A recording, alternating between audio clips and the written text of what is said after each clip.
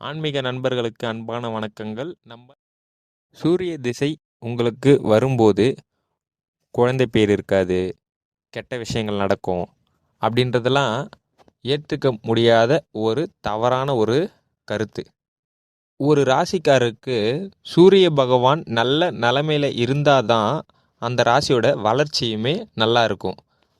ஒரு சிலர் சொல்லுவாங்க, சூரிய திசை வரும்போது அந்த சூரியனோட வெப்பம் எப்படி எரிக்கிறதோ அதுபோல் உங்களுக்கு எல்லாமே எரித்துவிடும், பணங்கள் தங்காது, பிள்ளை பேர்கள் இருக்காது அப்படின்றது போல் சொல்லுவாங்க.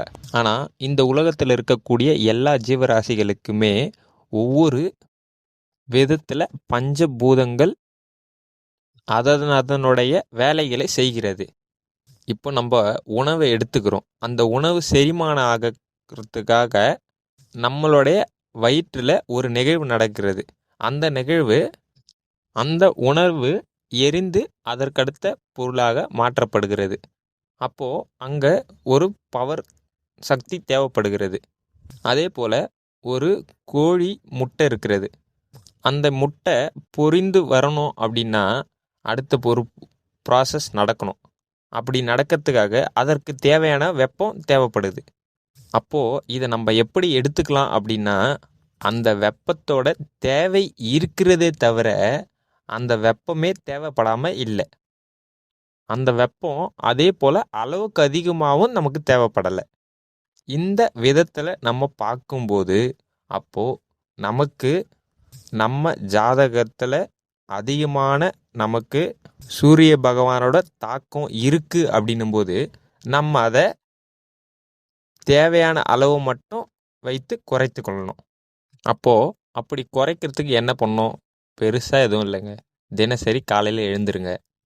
தினசரி நாட்காட்டியில் சூரியனோட சூரிய உதயமும் சூரிய அஸ்தமமும் இருக்கும்.